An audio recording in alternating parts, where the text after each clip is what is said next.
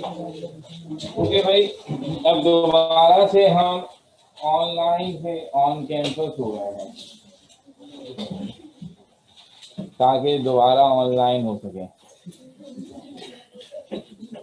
मतलब यहाँ आएंगे तो फिर जाएंगे ना, आएंगे भी तो जाएंगे। तो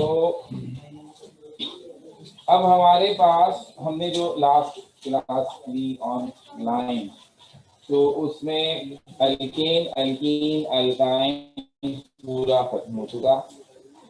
आखिरी काम हमने स्ट्रक्चर का कर लिया। इसे कहते हैं बदकिस्मती, बैड लक। जब से आप लोगों का ग्रुप ये शुरू हुआ है ना बैच, हमारी किस्मत में यही चल रहा है। कैसे पूछे? ये जो स्ट्रक्चर का टॉपिक था हाइब्रिडाइजेशन, जाहिर बात है it's a different, entirely a different and isolated topic। इसमें रिएक्शन रिएक्शन को ताल्लुक है और फर्स्ट ईयर जो खास तौर पर दोबारा पढ़ाने ये इस चैप्टर शुरू है, यानी बिफोर रिएक्शंस ऑफ अल्केन हमें ये पढ़ानी है। नहीं पढ़ाई, क्यों नहीं पढ़ाई? क्योंकि उस वक्त ये चक्कर चल रहा था कि रिड्यूस सिलेबस में ये नहीं है। हम ना पढ़ाओ काम में मुसीबत, पर वो कंफर्म ही नहीं होगी दे रहा था। इधर मैंने आपको पढ़ाया, इधर कंफर्म हो गया।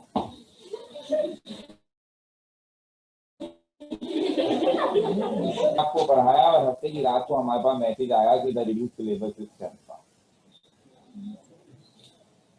आप तो कहते हैं शुक्र हमारा तो काम हो गया ना, हमने तो अपनी मेहनत कर दी, आपने तो रट्टे अभी नहीं लगाए, हमारा तो काम हो गया। तो इसका मतलब ये हुआ कि जो एक सिलेबस अक्टूबर की 27 तारीख से चल रहा था, उस पर काफ़ी ले होती रही और काम होता रहा, और बिल आखिर अब ये पता चला है कि आएगा तो वो, अगर आएगा तो नहीं, अगर आएगा तो अब उसमें जो हमें एतराज़ थे वो अभी भी हैं, तो यार स्टिल वर्किंग के हम मालूम करें इसका क्या होगा। वो एतराज़ ये थे कि जैसे अब हमने हाइब्रिडाइजेशन के टॉपिक को कहा कि ये उन्होंने हटा दिया, यानी structure of methane, ethane, ethene, ethyne भाई आपके सिलेबस में, ठीक है, पढ़ लिया, कोई बात नहीं, थोड़ी भूल जाते हैं।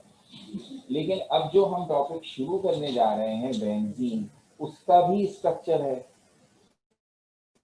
और वो इन चारों से जरा ज्यादा है, वो है, वो टॉपिक है। तो अब ये कैसे हो सकता है बेंजीन की हाइब्रिडाइजेशन पढ़ा दें? वो पढ़ाने के लिए भी पढ़ाना पड़ता, इसलिए कोई नुकसान बहुत बड़ा नहीं हुआ, बस ये है कि याद करना। लेकिन वो समझाने से फायदा ये होगा कि अब बेंजीन में जो टॉपिक है हमारे रिड्यूस सिलेबस में, वो समझने में आसानी हो जाएगी। अच्छा, ऐसा ही कुछ और जगहों पर भी है कि उन्होंने ऐसा टॉपिक कैंसिल करवाया जिसका ताल्लुक आगे के टॉपिक से है, और वो है तो उसे पढ़ाने के लिए तो आपको महला उससे पढ़ाना ही पड़ेगा पीछे वाली चीज। तो ये कंफ्यूजन थे जिस पर कहा ही गया था कि टीचर बैठकर काम करेंगे और इसे सही कर देंगे। तो वो काम भी हुआ था, लेकिन सही होने से पहले ही पता नहीं उन्होंने कह दिया कि वही आएगा। तो इसका मतलब ये बताया गया है कि बोर्ड ऑफिस वाले इसका मॉडल पेपर देंगे, जो अब उम्मीद देखी जा रही है कि इस महीने में तो अगले महीने तक आ जाएगा, लेकिन आई टाइम का आया है, तो उससे हमें हेल्प हो जाएगी टू अंडरस्टैंड कि कैसे कैसे चीज़ें आगे। पेपर उस अंदाज से तो नहीं हो सकता जिस अंदाज से होता था, सिलेबस ही कम छोटा हो गया। तो अब हमारी जिम्मेदारी ये हो गई कि हर सब्जेक्ट में इंशाल्लाह बाकी टीचर भी यही करेंगे, जो हम पढ़ा चुके उसमें भी ज़रा वर्किंग खुद कर लें एक दफ़ा, उसमें भी बता देते हैं कि कौन कौन सी चीज़ें ऐसी होंगी जो अब आप याद नहीं करेंगे या कर चुके हैं तो रिवाइज करें। आप पढ़ ली, वैसी बात है, पता नहीं था तो अब इससे ज़्यादा तो उसमें होता है। और अब जो हमें आगे पढ़ना है उसमें हम स्ट्रिक्टली उन बातों को फॉलो करेंगे कि जो टॉपिक्स नहीं है वो पढ़ाएंगे ही नहीं, बता देंगे कि भाई ऐसे नहीं पढ़ा रहे, किसी को ये करने की नहीं। और उसकी वजह से खासतौर पर आइंदा आने वाले टॉपिक में काफ़ी सारी चीज़ें ऐसी हैं जो कम की गई हैं, और उस हिसाब से हमारा रिमेनिंग सिलेबस भी कम, अब 50% नहीं रह गया बल्कि अब बहुत कम रह गया। तो तो उससे बहरहाल आसानी होगी। तो वो आसानी इस सेंस में होगी कि आप तो माशाल्लाह फिर भी ऑनलाइन भी पढ़ रहे थे और अब आ भी गए हैं पढ़ने। आप लकी लोग हैं, आपके पेरेंट्स पर आपको फख्र करना चाहिए कि उन्होंने आपको ये सहूलत दी। लेकिन हकीकत ये है कि शहर में तकरीबन 1 लाख बच्चे इंटर के इम्तिहान में अपेयर होते हैं साइंस से, और उनमें शायद मुश्किल से 5 to 10% हैं जो इस वक्त ये सहूलत उठा रहे हैं। More than 80 number. सीधी सी बात है, जिन दिनों ऑनलाइन क्लासेज हो रही थी, आपको माशाल्लाह कॉलेजेस में, जो गवर्नमेंट कॉलेजेस में, किसी की भी ऑनलाइन क्लास, ठीक है ना। तो प्राइवेट वाले तो फिर मैनेज कर रहे थे किसी न किसी तरह, तो उनके यहाँ सिस्टम नहीं था। अब उन्हें तो सब बच्चों का हिसाब देखना है, तो उनके ख्याल में अब आने वाले दिनों में जो हालात है, नहीं पता हम किस तरह से मैनेज कर पाएँ तो अच्छा है, सिलेबस कम हो ताकि बच्चे एक फेयर तरीके से तैयारी करें। अब जो बच्चे सही पढ़ रहे हैं उन्हें एडवांटेज हो जाएगा, उनको ज़्यादा टाइम मिलेगा और चीज़ें। तो इसका इसलिए भरपूर फ़ायदा उठाना, ये मैं इसलिए थोड़ी सी मार्केट के साथ कह रहा हूँ कि कुछ बच्चे यहाँ भी इतनी सहूलतों के बावजूद कि आपको हर चीज़ मिल रही है, थोड़ी सी लापरवाही दिखा रहे हैं। और वो लापरवाही यूँ नज़र आती है कि क्लास में बच्चों की स्ट्रेंथ और जो बच्चे टेस्ट देते हैं वो नंबर, उसमें ज़रा गैप ज़्यादा है। तो कोई हर दफ़ा 20-30 बच्चे ऐसे होते हैं जो टेस्ट खामोशी से पी जाते हैं। ऐसी बात है, उसकी वजह ही उनकी तैयारी नहीं, क्योंकि इस वक्त जो एक बड़ी अहम बात शायद बच्चों ने रियलाइज ना की हो, हम हर साल पढ़ाते हैं, हमें अंदाजा इस मौके पे जनवरी के मिड में जब हम खड़े होकर बात कर रहे होते हैं तो फर्स्ट ईयर का रिजल्ट आ चुका होता है। फर्स्ट ईयर का रिजल्ट अमूमन ये नवंबर दिसंबर में आएगा, मार्कशीट पे आएगा। कोई अंदाजा हो जाता है कि मैं फ्यूचर में किस तरफ जा रहा हूँ। फर्स्ट ईयर में उसका A1 ग्रेड आ गया, तो यकीन हो गया कि अब ये मैं NED या मेडिकल कॉलेज का स्टूडेंट हूँ। इंजीनियरिंग और मेडिकल कॉलेज में मेरे दाखिले का पूरा तो वो और से निकाल जाता है, उसे पता वहाँ एंटी टेस्ट होने, उसकी तैयारी में लगता है, तैयारी करो। लेकिन अनफॉर्चुनेटली अगर किसी बच्चे के 2 पेपर होते हैं, C ग्रेड आया हुआ है, तो उसको ये अंदाजा हो जाता है यार मैं रेस से बाहर हो गया, I have to go for other option. Second year किसी तरह ऐसे कर लूँ कि बस पास सही तरीके से हो जाऊँ, तो फिर मैं B.Com कर लूँ, मैं वो और ऑप्शन की तरह आता है। रियलिस्टिक बात है, हर तरह के बच्चे सारे 7 ग्रेड नहीं आते हैं।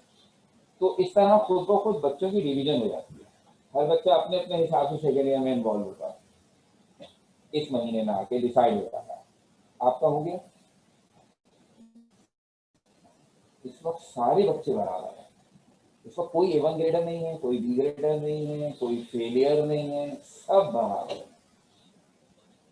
Everybody have an equal opportunity कि वो स्टिल इन द गेम।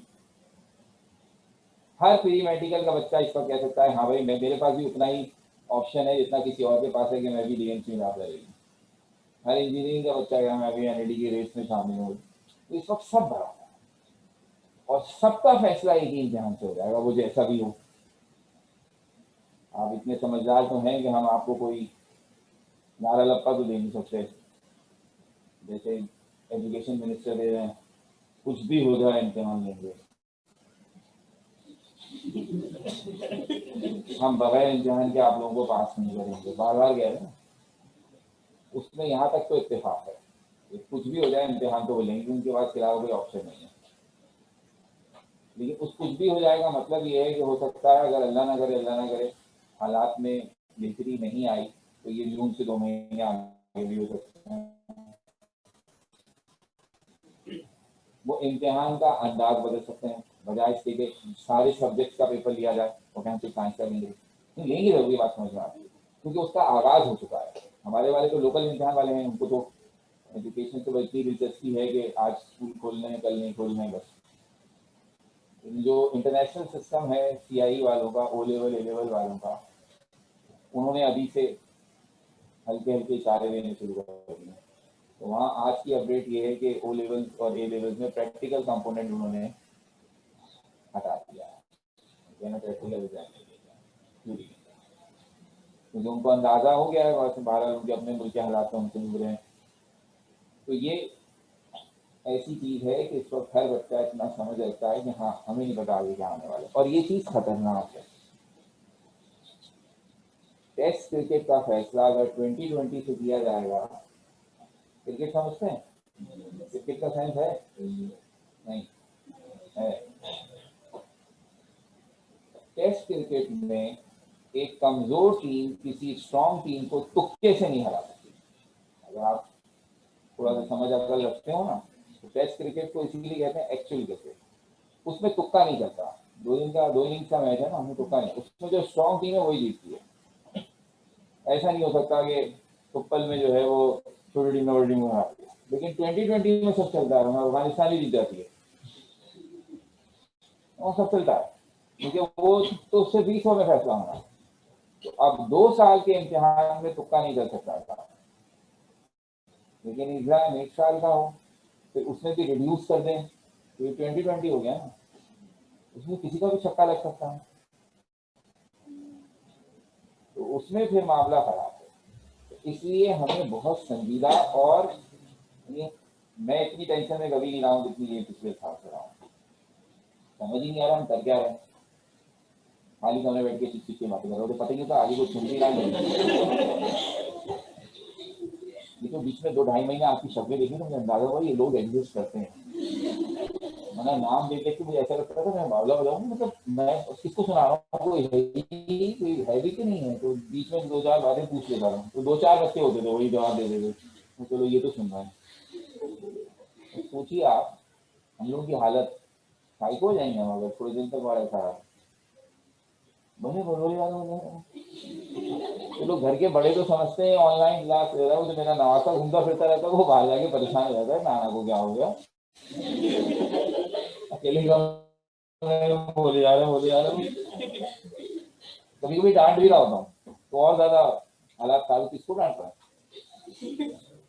तो अल्लाह माफ करे, कुछ हमारे गुनाह होंगे, कुछ आपके, मिल बांट के कुछ काम हुआ है। ओके, तो अब ये हमने इसीलिए आपको बता दिया कि जब हमें खबर मिलती है तो बच्चों को तो उससे पहले मिल जाती है ना, तो बिल्कुल टेंशन नहीं लेंगे। हर सब्जेक्ट में हम पूरे एहतमाम के साथ जो टॉपिक पढ़ा चुके हैं उसकी तफसील भी आपको शेयर कर देंगे, ताकि कोई कंफ्यूजन ना हो। और अब से जो पढ़ाना है उसमें तो स्ट्रिक्टली हम फॉलो करेंगे, ठीक है ना। तो अब जो सहूलत मिल रही है किसी भी वजह से, तो उसका पूरा एडवांटेज उठाएगा, ठीक है। बेंजीन, इस टॉपिक को शुरू करने से पहले हम बड़े इसके विचार की बातें करते थे, उसको भी नजर लग गई। ये टॉपिक तकरीबन 10 नंबर का इम्तिहान में आता था, और इसका असर होता था इसके रिएक्शन, वो हिसाब नहीं। बेंजीन का सिर्फ इंट्रोडक्शन और उसका structure with the help of hybridization, ये टॉपिक। तो इसका मतलब ये है कि पहली सहूलत ही हमें यहाँ से मिल रही है, उससे फायदा उठाएंगे, जितना है सिर्फ उतना ही पढ़ेंगे। बेंजीन असल टॉपिक नहीं है, असल टॉपिक है एरोमेटिक कंपाउंड।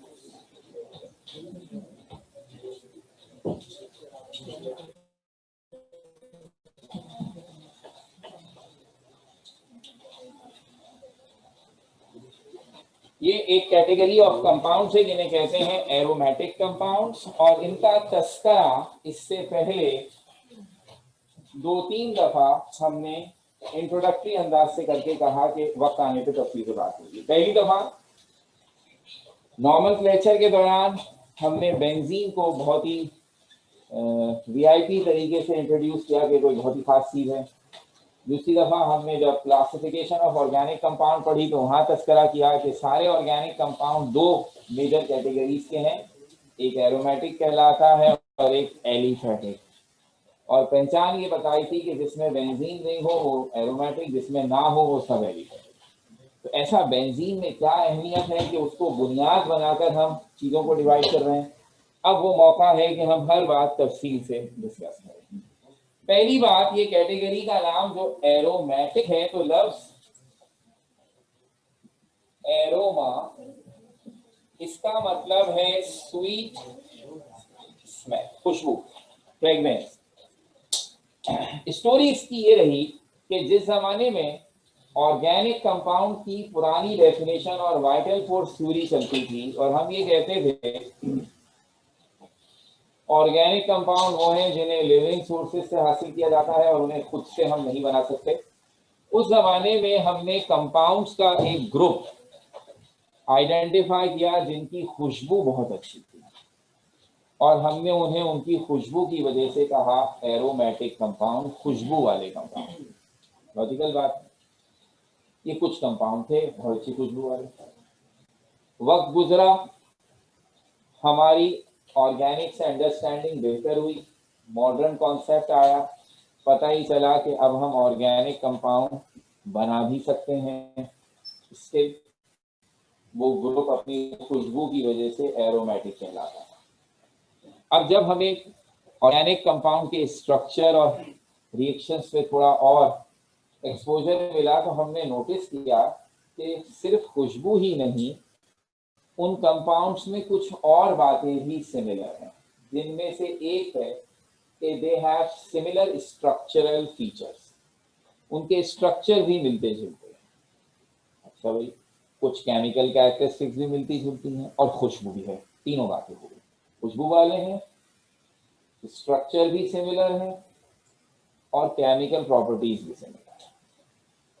जब ऑर्गेनिक कंपाउंड्स की तादाद बढ़ी तो कुछ ऐसे कंपाउंड सामने आए जो अपने स्ट्रक्चर और केमिकल प्रॉपर्टीज के लिहाज से एरोमेटिक जैसे थे, खुशबू नहीं थी, ऑर्डरलेस थे, खुशबू ही न बदबू न खुशबू। तो हमने ये देखते हुए चलो खुशबू नहीं है लेकिन केमिकली तो ये रिजेम्बलेंस दिखा रहे हैं स्ट्रक्चर में, तो इनको भी एरोमेटिक में डाल दें, कोई बात नहीं, चलो डाल दिया। अब एरोमेटिक कंपाउंड के ग्रुप में खुशबू वाले कंपाउंड भी हैं, बगैर खुशबू वाले कंपाउंड भी, लेकिन सब कंपाउंड्स में स्ट्रक्चर और केमिकल कैरेक्टरिस्टिक सेम है। थोड़ा और वक्त गुजरा, हमने नोटिस किया कि वो कंपाउंड जिनकी ये स्ट्रक्चर और केमिकल प्रॉपर्टीज एरोमेटिक जैसी थी, उनमें कुछ बदबू वाले कंपाउंड भी आ गए। अजीब लगा यार, नाम एरोमेटिक है और कैसे कैसे कंपाउंड, कोई बात, चलो केमिकल कैरेक्टरिस्टिक से हैं। रफ्ता रफ्ता ये ग्रुप बड़ा हो गया और इसमें स्ट्रक्चरल और केमिकल बिहेवियर के लिहाज से सिमिलर कंपाउंड है, इस पर हमने कॉम्प्रोमाइज नहीं किया। अलबत्ता खुशबू वाला मामला हाथ से निकल गया। अब इस कंपाउंड में खुशबू वाले भी थे, बगैर खुशबू वाले भी थे और बदबू वाले भी थे, बल्कि मामला खुशबू बदबू से थोड़ा आगे चला गया कि इन कंपाउंड्स में जो स्ट्रक्चरल सिमिलैरिटी थी वो थी एक कंपाउंड बेंजीन की वजह से। जैसा स्ट्रक्चर बेंजीन का है ऐसा ही हर एरोमेटिक कंपाउंड का था, और बेंजीन का हिसाब ये है कि उसके वेपर्स को सूंघने से कैंसर हो जाता है, कार्सिनोजेनिक है। तो मामला खुशबू बदबू से थोड़ा आगे निकल गया। तो अब ये नाम एरोमेटिक सिर्फ नाम का है, मिसनॉमर हो गया, इसका नाम से कोई ताल्लुक नहीं है। तो अब ये खुशबू बदबू से कोई ताल्लुक नहीं है। अब ये ग्रुप ऐसे कंपाउंड्स का ग्रुप है जो अपने स्ट्रक्चर के लिहाज से और अपनी केमिकल प्रॉपर्टीज के लिहाज से बहुत जबरदस्त सिमिलैरिटी है। तो अब ये नाम थोड़ा सा हमारे लिए मिसनॉमर हुआ, यानी कि नाम का काम से कोई ताल्लुक नहीं है। मशहूर अभी भी एरोमेटिक के नाम से ही है भारत, लेकिन अब इनका खुशबू से कोई लेना देना नहीं। कंपाउंड्स का ग्रुप काफी बड़ा हो गया। तो आखिर वो कौन सा स्ट्रक्चरल फीचर है जो सब में है, वो कौन सा केमिकल बिहेवियर है जो सब में है।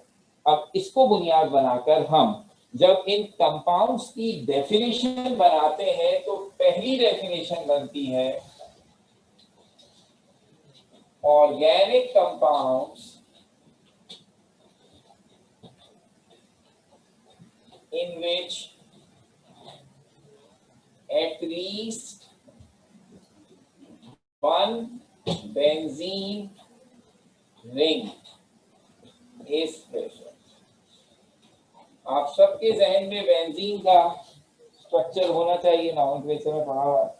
ये 6 कॉर्नर वाला हेक्सागोनल रिंग है जिसमें 3 डबल बॉन्ड है जो ऑल्टरनेट है, एक डबल बॉन्ड एक सिंगल बॉन्ड फिर डबल बॉन्ड फिर सिंगल बॉन्ड ऐसे। तो हमारा मानना ये है कि हर वो कंपाउंड जिसके स्ट्रक्चर में और बहुत सारी चीजें हों लेकिन कम से कम एक बेंजीन रिंग जैसा रिंग अगर होगा तो वो एरोमेटिक। और इसी बात को हम ऐसे भी लिख सकते हैं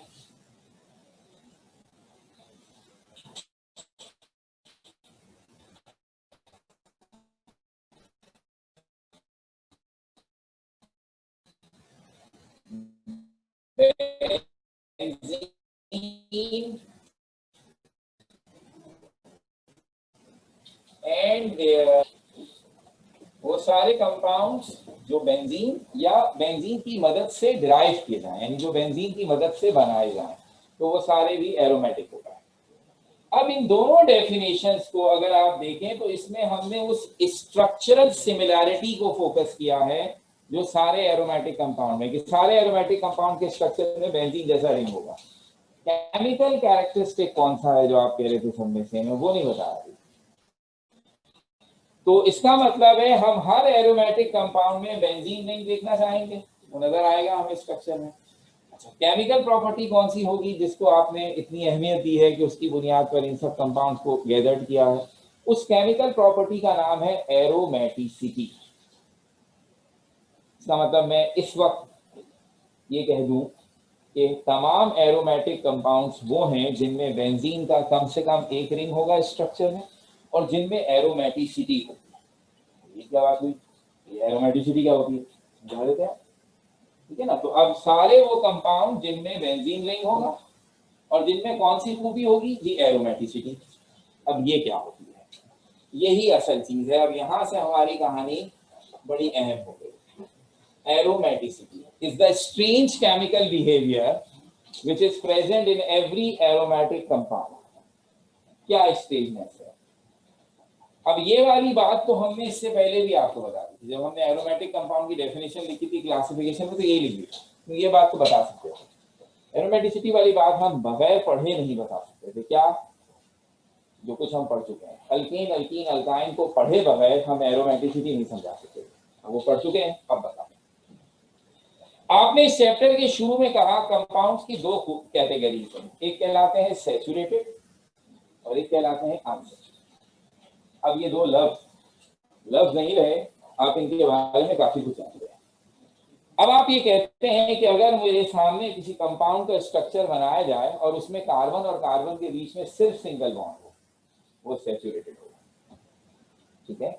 और मैं इस बेस पर कि उसमें कार्बन और कार्बन के बीच में सिर्फ सिंगल बॉन्ड है, उसकी कुछ खूबियां प्रिडिक्ट कर सकता हूं।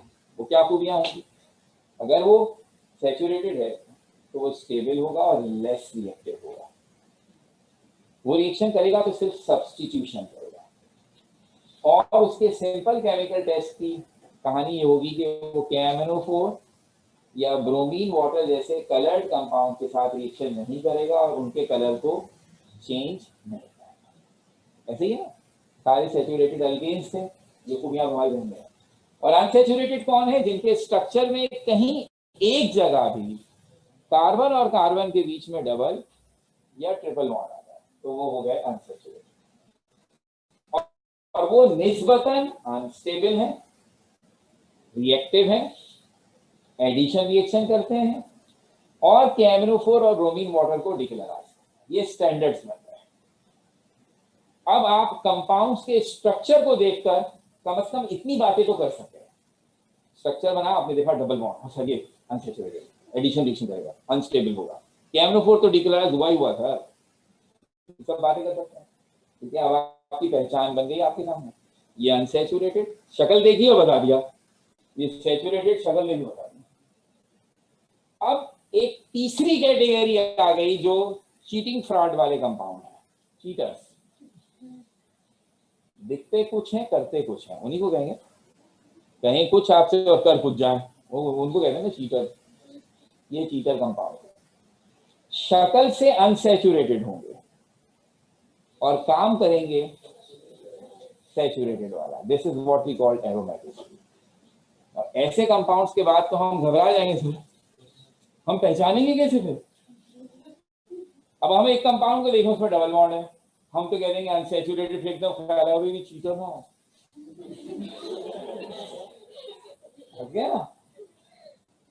तो यही हमारी रियल लाइफ में भी तो ऐसे ही होता है ना, शक्ल से मासूम लग रहे हैं, इन पे भरोसा, वही काम कर जाएंगे हमारे को। तो लाइफ में तो ये ट्रबल रहेगा, सही आदमी पहचानना बड़ा मुश्किल है, लेकिन यहाँ अल्हम्दुलिल्लाह हम पहचान लेते हैं। यहाँ ये हमें धोखा नहीं दे सकेंगे, ऐसा पकड़ लेंगे इनको जैसी कोई। लेकिन अब आपके ख्याल में क्या हो गई बात? तीन तरह के कंपाउंड है, एक सैचुरेटेड, एक अनसैचुरेटेड, और एक वो जो स्ट्रक्चर के लिहाज से अनसैचुरेटेड, काम के लिहाज से। सो लफ्ज एरोमेटिसिटी की सबसे आसान डेफिनेशन है saturated behaviour of unsaturated compounds.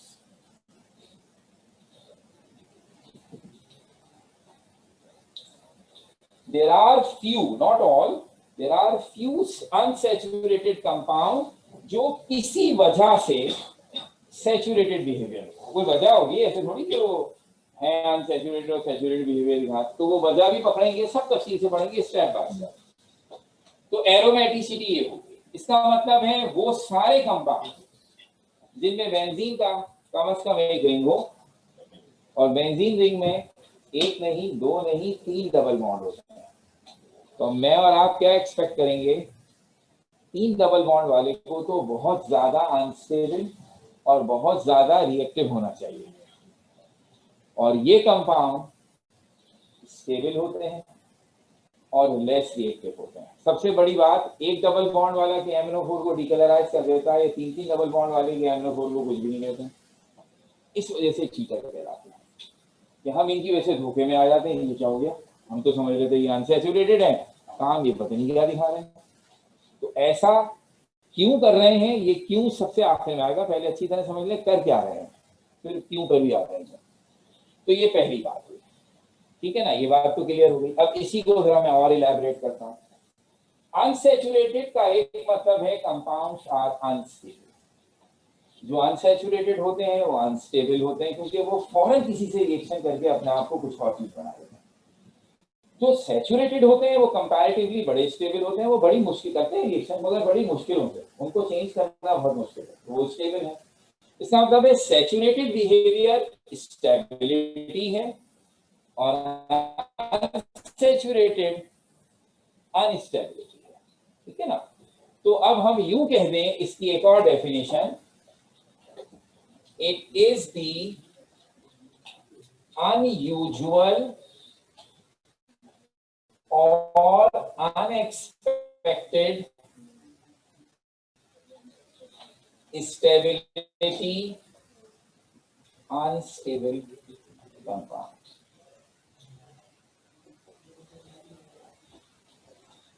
Aromaticity कुछ अनस्टेबल कंपाउंड्स की स्ट्रेंज या अनएक्सपेक्टेड स्टेबिलिटी है।